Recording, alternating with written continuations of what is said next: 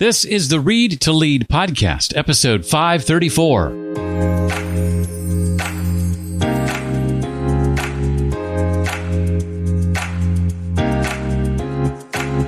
I think people should move away from that question, what do you want to be in the future? And ask themselves, how do they want to be in the future? Because that really points towards attributes or qualities being more open in the future, right? Or being more curious in the future, being more empathetic in the future, being more kind, more loving. I think those are the things that we should think about. When we're kids, the future is exciting to imagine. Then we grow up, and soon the events and circumstances of our lives overwhelm us. Before we know it, we're afraid of tomorrow, waiting to see what the future drops on us instead of chasing after the future we want to have. Hi, I'm Jeff. This is the Read to Lead podcast, the podcast dedicated to your personal and professional growth. I believe if you want to achieve true success in business and in life, that intentional and consistent reading is a must. Today, we're joined by special guest Dr. Frederik G. Pferdt. He's author of What's Next is Now: How to Live Future Ready. I'll be asking Frederik to share about reframing problems as opportunities in order to achieve better outcomes, characteristics of good questions and how we can train ourselves to ask them more consistently, how to approach experimentation and the fear of failure with a more positive and growth-oriented mindset, and much more. The last couple of weeks, we've had guests on the show like Scott H. Young and before that, Harry Max, who both have either come to visit us or will be visiting us inside the Read to Lead community. If you're a Read to Lead Plus member, you get to take part in those private gatherings with some of our guests here on the show. In fact, if you were to join today, you'd get a 7-day free trial where you could go right now and check out our private discussion with Harry from June and participate in our upcoming session with Scott on July the 18th. If you'd like to find out more about what a Read to Lead Plus membership includes, it's easy. Just go to jeffbrown.me. By the way, it's a lot more than just those monthly author visits. And everything you get is just $9 a month. That's it. Go to jeffbrown.me to find out all about it. Again, that's jeffbrown.me for more.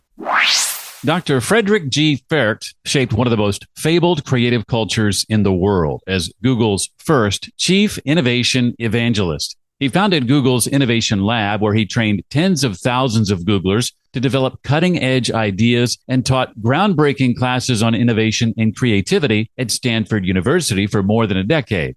He has worked with many international government agencies, startups, organizations, and businesses ranging from NASA to the NBA. And his work has been highlighted in Fast Company, Harvard Business Manager, and many other media outlets. His new book is called What's Next is Now: How to Live Future Ready. Well, Frederik, I'm excited to have you here. I'm excited to introduce my listeners to this book. I think it's one that every single one of them should read for reasons we're about to go into. But thank you for being here. I really appreciate it. Thank you so much for having me, Jeff. Well, before we officially started, you and I were just talking about people's apprehension of the future. I think many feel overwhelmed by the thought of the future, and they even struggle to see themselves in it. I think you would agree. How does your book's opening chapter help us overcome that feeling and empower us to actively participate in shaping our own future? Yes, you're making a great point, Jeff, right? We have such an interesting relationship with the future, right? Many of us, me included, right? We feel sometimes overwhelmed. We feel anxious about the future due to many things, right? Like we always refer the rapid pace of change, in technology, economics, and society. What I want to do is I want to help people to really feel excited about the future, right? So that they move away from feeling anxious to feeling excited and literally can't wait that the future is going to happen. And I'm really challenging us to rethink our relationship with the future instead of like what you've mentioned, passively anticipating what might happen and being that waiting pattern, right? I want us to actively participate in shaping what will happen. And this shift in perspective is crucial, I think, for overcoming that what I say inertia that keeps us really tethered to the past. And so the question is really, how can we do that? How can we feel more excited about the future? How can we change our relationship with the future? And there's a couple of ways we can do that. The first thing is that we probably want to move away from falling in love with predictions, right? We just, our brain loves predictions, right? Like weather predictions or stock market predictions or tech predictions or like, predictions about our relationships with each other, or kind of like predictions about the next job you're gonna have and so forth, right? Our minds crave these forecasts because they create a sense of certainty. But I think this certainty is a false one because no one really can predict the future. So people, and that's probably the second thing, is people tend to adopt this passive stance, right? Waiting to see what happens, feeling that the future that happens to them rather than something they can influence. I want to help people move away from observing what's happening in the so-called like outer world, like, around us. Because most of that we can't control, right? We can't control the weather, we can't control the stock market and so forth, but we can control our inner world, how we respond to these things that are happening to us, and what choices we make in the moment as well. We have very much influence about these choices. And I want to help you to really discover this, what I call inner agency, that is really a powerful force that we can leverage and we can train and we can use. Well, Frederik breaks down that inner agency into 6 dimensions: radical optimism, unreserved openness, compulsive curiosity, perpetual experimentation, expansive empathy, and what he calls Dimension X. My friend, the late Dan Miller, would always ask the question, what does this make possible when faced with a challenge? And he even asked that question in the face of a cancer diagnosis. Talk about what you mean by radical optimism and how best to go about reframing problems as opportunities in order to achieve better outcomes. Absolutely. So this future-ready mind state that you just described with those dimensions, right, really helps you to see more opportunities, right?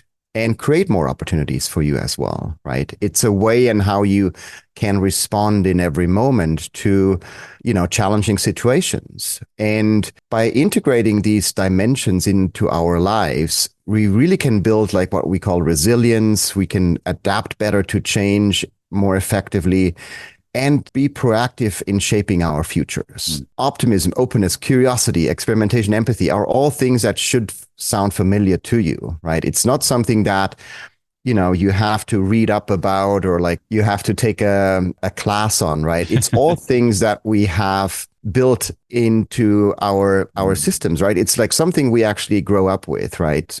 Curiosity, for example. Right? We're all born as curious human beings, right? Coming to this world and this planet as young individuals crawling on the floor, taking everything in with our senses to really trying to understand the world and discover and make sense of it, right? And we have that relentless drive to really learn and explore and asking questions and seeking new experiences. So that curiosity is something that we are born with. But at the same time, when we grow up and over time, it gets dormant. It basically goes into the background. It's the same with openness, right? Being receptive to new ideas and perspective and embracing diversity in thought, right, is something that we are mostly born with. But again, like we put that on the back burner, right, so to speak. And what I want to do is I want to bring those back. I want to help people really leverage what they already have more so they can see more opportunities in their future. And that is something we can train ourselves in and we can use more, right? And there's practices and ways that I describe that are really accessible to everyone, really easy for people to understand, but at the same time, mostly very difficult to practice in our lives because again, like, we rather not follow our curiosity and ask the big questions or ask the difficult questions, or we sometimes are more closed instead of being open because it's again, like just something that we feel comfortable with most of the time. You talked a bit about openness there. The second dimension is that unreserved openness. And I think you mentioned the traits being the 3 key traits: trust and transparency and generosity. Openness can sometimes make us feel vulnerable or exposed. What advice would you give to anyone struggling with that feeling and maybe hesitant to fully embrace openness? Yes, absolutely. Right. It makes us vulnerable, right? if you can turn that into an opportunity, right? By being more vulnerable, you also see more opportunities. There might be other people reaching out to you and say like, hey, Jeff, thanks for sharing that so openly, right? Now I trust you more with things that I want to share with you, right? So you build a trust relationship by being more open. One example that I usually like to use is at Google, we used to have this open forum at the end of the week called TGIF, Thank Google It's Friday, where, Larry and Sergey, the both founders and the CEO, that time was Eric Schmidt, or now like Sundar Pichai, like would be around, and some of the leadership team too. And we all would gather and being able to ask questions, right? Asking questions to the founders and asking critical questions, right? Questions that really were maybe not easy to answer, but there was a trust relationship with the leadership team to be able to ask those questions. And one of the most fascinating things for me is that the people who joined the company that week, right, the new employees, they were actually given the microphone first. So they were actually had a chance to ask the first questions. And for them, it was like something different because they were probably not used to that, right? Being, a newbie in an organization and be able to ask, your CEO or the founders like a critical question on your first day related to like, what could be done better or like what could be done differently and so forth. But I think it's very important. And that also speaks to vulnerability, just being able to share that sometimes you don't have an answer, right? And Larry and Sergey did that, right? They sometimes said like, we don't know, right? But we'll figure it out together. Thanks for asking that question. And I think there's a power because then you see more opportunities. And as soon as you do that, being more open, you're literally walking down like a hallway with all the doors that you could possibly open, and you open them, right? You take a peek inside and mostly step into these doors. And if you wouldn't open these doors, right, if you would not be open, right, you would not discover opportunities. And so for me, that picture of walking down a hallway, opening all these doors and trying to discover what is behind those is a metaphor for being open. And I think that presents you more opportunities. You said a little bit earlier some words about curiosity. One of the dimensions is compulsive curiosity, which I think you define as a relentless search for knowledge and a desire to explore the unknown. And a key part of this is asking good questions. A curious person asks good questions. What are some characteristics of good questions? And how can we train ourselves to ask good questions more consistently? Yes, I'm a passionate sailor, and my family is kind of like sailing with me too. Like my wife is probably the better sailor, to be honest, and my kids are getting there as well, which is super exciting. And so if you look at like the maps from the 15 or 1600s, right, the maps were like at that time on the edges filled with monsters, right? So Right. The maps really signal to you that you should not go to the edges, right? You should not go beyond what's known. You're asking for trouble. Exactly. You're asking for, so you're going to be eaten by the monsters, right? Or you're going to fall off the world, right? Because most people at that time probably thought the world is still like a flat surface. So it's interesting because that really signaled like, don't follow your curiosity. And we still have in our modern world kind of like these guideposts that, you should not go here or you should not do that or whatever it is, where you're not allowed to follow your curiosity. And we also know that when people did follow their curiosity back in the days, the sailors that went beyond these edges, they discovered the new world. They discovered something that no one else has discovered before and actually didn't believe that there was something to be discovered. And so that is really speaking to the curiosity that I want to bring out in people, like going beyond the edges, what's known, because there might be a new opportunity waiting for you. And asking good questions is something that we can practice, right? And rediscover. If we're looking at children, right? And when we were young, we asked about 170, 180 questions a day about everything, right? We challenged the status quo and we asked our parents, why is it that way? Or why can't it be better? And so forth. And we can relearn that. And one of the ways that I like to help people frame questions is with that starting point of, I wonder, right? Because I wonder really helps you to get into that mode of imagining and trying to really follow your imagination. As human beings, we have that superpower to imagine, and imagination is really something that we can all do. There's another great thing about asking good questions is asking why as a starting point. And compulsive curiosity is not just asking one times why, but you ask a couple of times why. And there's a method called the 5 whys when you're trying to really understand and uncover new insights by asking like why and why and why and why over and over again to go deeper into something that might be a root cause of something you want to discover. And I think that's a powerful way of going about your curiosity and really discover new opportunities. You emphasize in the book that there's no failure in experimentation, only learning. And many of us struggle with that fear as well, the fear of failure. How can we overcome this fear and maybe approach experimentation with a more positive and growth-oriented mindset? Yes. So the path to the future is really paved with experiments, right? That's how we learn. That's how we figure out what works, what doesn't work. And if you truly follow that spirit of the path to the future is paved with experiments, you're going to discover that there is a fear of failure, right? That we all have. It's a natural instinct that's been passed down from our ancestors.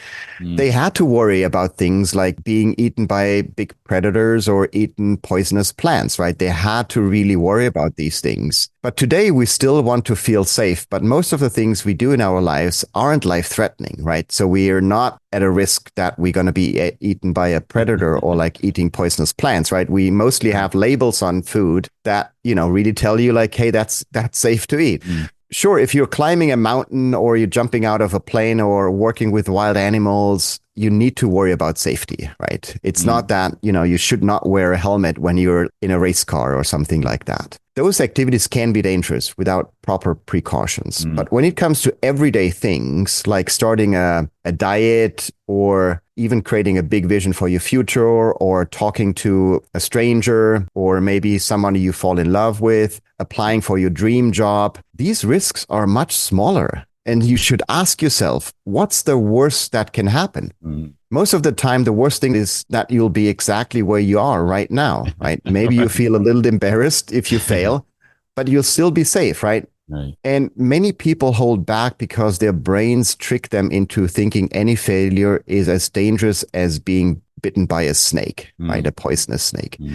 They don't stop to ask, what's the worst that can happen? And in most cases, that answer is pretty simple. You'll just be back at square one. So the first step to overcoming the fear of failure is to remind yourself of this truth.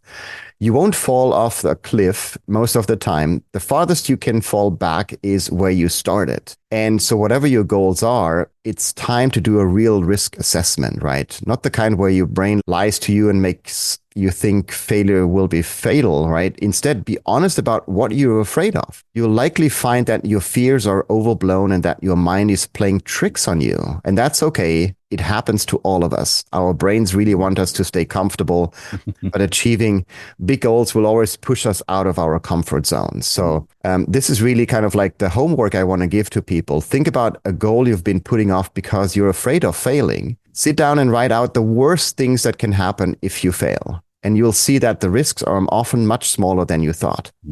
Empathy, you said, is essential to this process. I believe you describe empathy as not a moral imperative, but a practical one. Can you elaborate on the practical benefits of cultivating empathy, both in personal and maybe professional contexts? Yes, there is some pretty interesting research on what the future self kind of like, helps you to do. And so a practical way of looking at empathy is not just looking at empathy for others, but empathy for your future self, which is something I'm pretty fascinated by, because the research on the future self really examines how individuals' visions of themselves in the future actually affect their current behaviors and decisions. So these findings indicate that a clearer and more connected sense of one's future self is actually associated with better decision-making in areas such as health, finance, and personal development.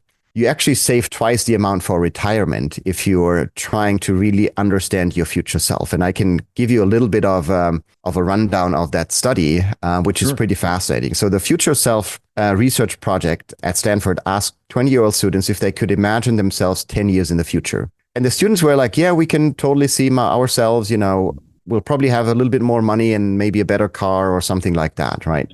Then they asked the students if they could picture themselves in 20 years in the future.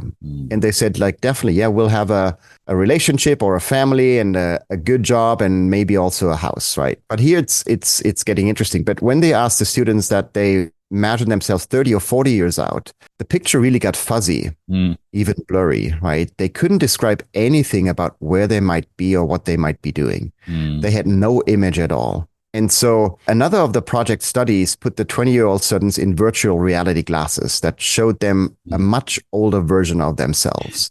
And after several minutes taking in this image of their future self, the majority of the students said that they intended to pay more attention to their health and save more money for retirement. So it turns out that the future has more meaning when it's right in front of us instead of being far off on the horizon. And that is very powerful because you can practice that by doing short imagination exercises, trying to visualize your future self. You don't need virtual reality glasses for that.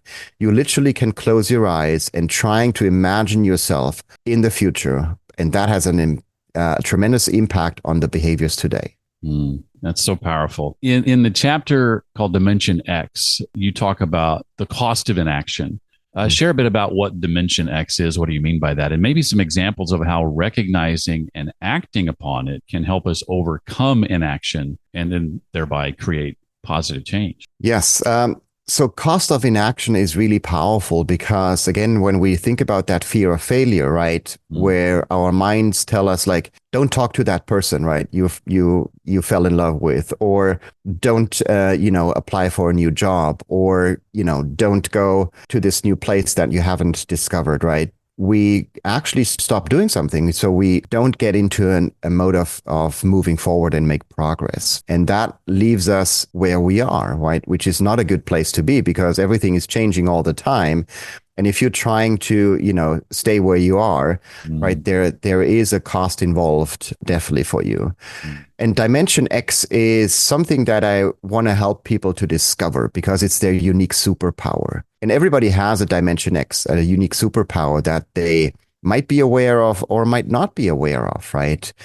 And as soon as you start to be aware of, like, what's your unique superpower, then you can actually start using it more, right? Because that helps you really to overcome challenges and to navigate that ambiguity that is right in front of us.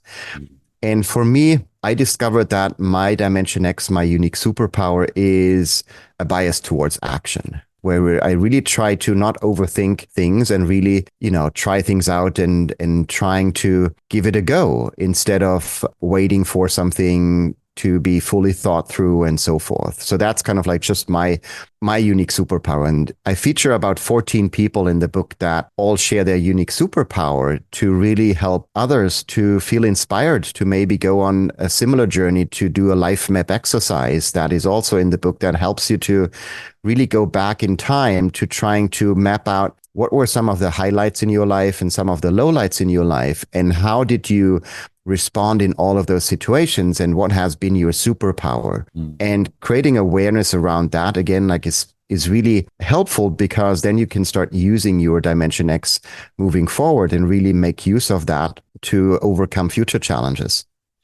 Well, what have I not asked you about, Frederik, with regard to the book that you want to make sure people know about? You ask great questions. Yes, I think we covered a lot. There's one thing that I really want to emphasize, which might be helping people, again, like, have a different relationship with the future. And it comes back to that question about how do I want to be in the future? So for me, in my life, I've been asked a lot of times, like, what do you want to do next? Or what do you want to have next? Or what do you want to be next? Right. And my parents asked me that question a lot, and, teachers and so forth. But I never had a good answer because I felt like this is just pointing towards like a job description or something you want to get or something that you want to have. I think people should move away from that question, what do you want to be in the future?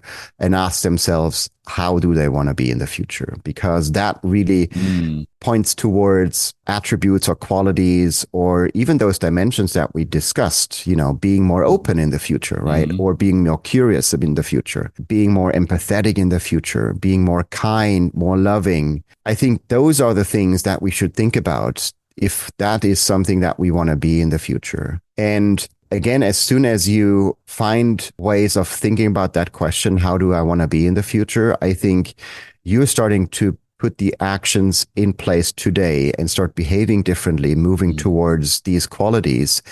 And I think that's a path to success. It's a path towards a better future for yourself, because then you're not focusing on a goal in terms of a job that you want to have, or like some materialistic kind of like possessions that you want to get. It's moving towards, how do you want to be as an individual, as a human being in this world? And if you're going to show up more kind, more open, more curious, and so forth, I think you're going to have a better life, seeing more opportunities, and you're going to have a better future too. It reminds me a bit of what James Clear talks about in Atomic Habits, when he says we don't rise to the level of our goals, we fall to the level of our systems. I think asking, how do I want to be in the future, is like putting our systems on steroids.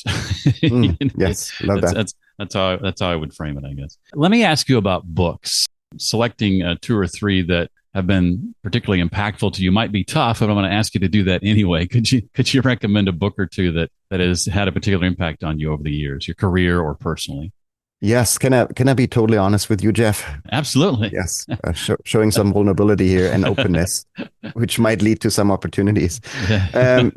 So I was actually never an avid reader. Like I literally never read a book fully in my life. Oh, wow. So I browsed through books and kind of like, chose specific pages. And as soon as I wrote books and wrote this one, I started to fill up my library and like read books from various genres as well. And that's probably like what I would recommend, is that don't go to the books that are like in your field of interest, right? Go to the books that might be on the edges, or even like, a book that you would never pick up. I have this habit of, whenever I go to like the doctor or whatever it is, and you're in the waiting room, right? And you see like a stack of magazines, go to the magazine that you would not pick up usually, or the magazine that's on the bottom of this stack, right? Because that's a magazine probably no one else has picked up so far. It might be something that, just reading for a couple of minutes might really trigger a new idea, or might give you some interesting insight into the world. And so that would be my recommendation in terms of like books to explore, is maybe walk through a library and go to the edges of the library, or the places where you would never end up usually, right? And pick up that book and trying to just, see where it might take you, right? Because there might be some interesting connections to the world you care about, and the field of interest you're in. One last question, and this is with regard to your methods for personal knowledge management. What would you say are some of your most tried and true methods for capturing the things that you want to learn long term and making sure they don't get lost, such that you can come back to them in the future and use them in future work, et cetera? Yes. So I might not recommend like a tool or like Sure. a technology. I might recommend maybe a practice that is really helpful for me, which is I do my my morning meditations, and where really trying to observe and be aware of how am I thinking, how am I feeling at this moment, and trying to focus my attention away from following an idea, or away from like, wherever my thoughts are going to take me, towards a body experience, right? Like mostly like breathing is a good anchor to focus on, right? And as soon as you do that, and you're trying to gently, not follow an idea, and trying to bring your attention back to your breathing, there is a powerful thing that happens afterwards, which is like you have a little bit more clarity. You have a little bit more of I would even say like room to think, right? A room where like a new idea might come up or an old idea might reemerge again. And that is something for me very powerful, because whenever like an idea comes over and over back again, right, after a meditation, there might be something about this idea, right, that just keeps nagging me, that keeps kind of like, bothering me in a good way. But you need to create that room, because that idea never comes back when I'm fully like emailing or on social media or like in other ways distracted, right? I think giving that room, and whenever that idea might come back and reemerge, there might be something powerful about this idea. So that's my way of trying to maybe capture, like, just in the unconscious, having these ideas percolate and grow and develop. And as soon as they reemerge, paying a little bit more attention to them. I really love that advice. That's very different than much of the advice I get when asking that question. I really, really like that. Thank you for that. Well, the book again is called What's Next is Now, How to Live Future Ready by Dr. Frederik G. Pferdt. Frederik, thank you so much for being here. I really enjoyed talking with you about this book, and I look forward to helping a lot of people find out about it and go out and get it and make use of it. Appreciate your time. Thank you so much for having me, Jeff. To review, once again, those 6 dimensions are radical optimism, unreserved openness, compulsive curiosity, perpetual experimentation, expansive empathy, and Dimension X, that superpower that Frederik says we all have. Have you thought about what yours is? Frederik's book has been out for a couple of weeks now. I highly recommend it. I think you'll love it. To find out more about Frederik, his book, and this episode, visit the show notes page for the episode. That will be at readtoleadpodcast.com/534. You'll also find a link there on my note-making mastery course, and more too on how to become a Read to Lead Plus member. All that can be found once again at readtoleadpodcast.com/534. Have you come across a book you've truly enjoyed and you think that author needs to be a guest on this show? Let me know. Feel free to reach out, Jeff at readtoleadpodcast.com. Well, that does it for this week. Hope to see you next time. Until then, remember, leaders read and readers lead.